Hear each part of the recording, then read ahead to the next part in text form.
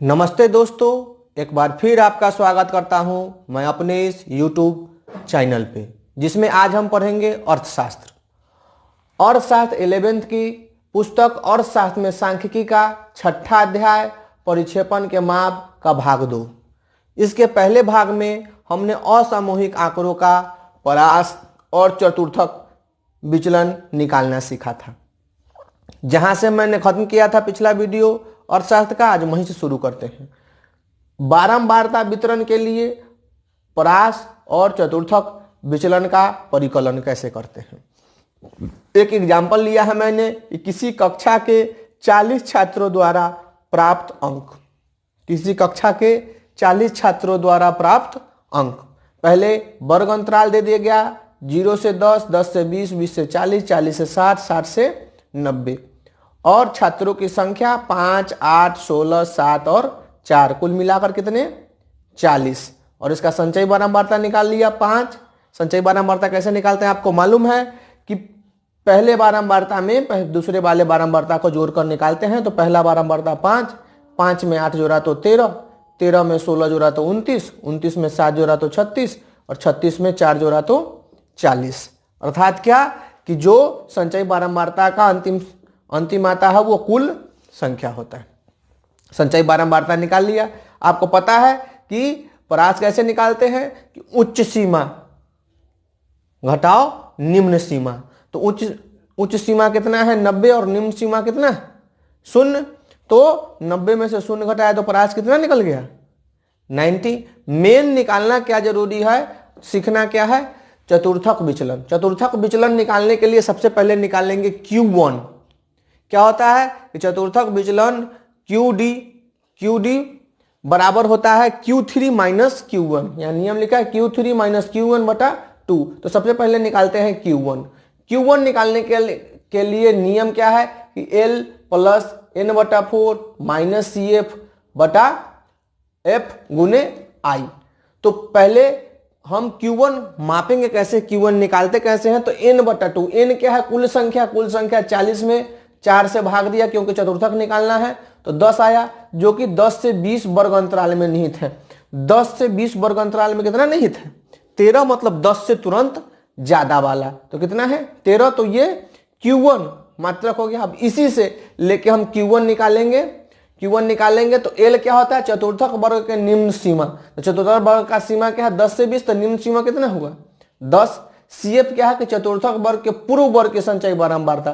चतुर्थक वर्ग है कितना 10 से 20, इसका पूर्व संचयी बारंबारता कितना हुआ 5।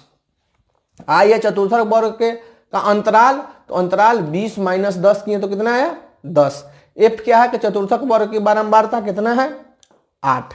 हम निकालेंगे L के जगह पर रखें 10, N बटा 4 आया है 10 माइनस CF है 5 और F है 8 गुने 10। प्रोसेस किया, 10 में से 5 घटाए तो 5 बटा 8 और 10 को काट दिया गया तो 25 बटा 5 बचे 25 बटा 4 और 10 में 6.25 जोड़े, मतलब इसको भाग देके कितना आया 16.25। ये क्या आया Q1। सिर्फ एक ही चीज निकला है अभी Q1। अब Q3 निकालना। Q3 कैसे निकालते हैं तो 3n बटा 4 करते हैं। नियम है कि Q1 निकालना है तो n बटा 4 और Q3 निकालना है तो 3n बटा 4। तो 3n बटा 4 किए तो 3 गुने n कितना है 40 बटा 4। तो काटे 10 से गुना करेंगे 3 में तो कितना आएगा 30। और 30 किसमें निहित है तो देखिए 30 के तुरंत बाद मतलब 36 इसमें निहित है 40 से 60 वाले में।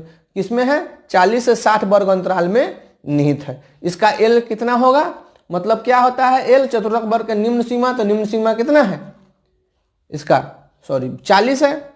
फिर 3n बटा 4 निकाले हैं तो 30 आया है। CF कितना है तो CF क्या होता है चतुर्थक वर्ग के पूर्व वर्ग संचयी बारंबारता तो कितना है 29। CF लाया 29 और F कितना है तो इसका 7 है बारंबारता और बीच का अंतराल कितना है तो 60 माइनस 40 कितना हुआ 20। अब इसको सॉल्यूशन करें 60 प्लस 30 में से 29 घटाएंगे तो 1 बटा 7 गुने 20 तो 20 बटा 7 और इसको भागा किया गया तो 40 प्लस 2.87 42.87। ये क्या आ गया Q3। अब निकालेंगे इसका चतुर्थक विचलन। चतुर्थक विचलन निकाले तो Q3 कितना आया था 42.87 और Q1 कितना आया था यहाँ पे है 16.25 बटा 2, इसको घटा के और भाग दिया गया तो कितना आया 13 यही हुआ क्या 13.31 जो हुआ इसका चतुर्थक विचलन हुआ। अर्थात क्या कि 13.31 खंड से जब इसको नापेंगे तो 4 बराबर टुकड़ों में ये बट जाएगा। तो 4 बराबर टुकड़ों में तो जब इसका तो ये क्या हो गया कि माध्य जब निकालते हैं तो बीच का माध्य हो गया कि 0 से लेके 50 मतलब 50% के बीच का ये 25% है।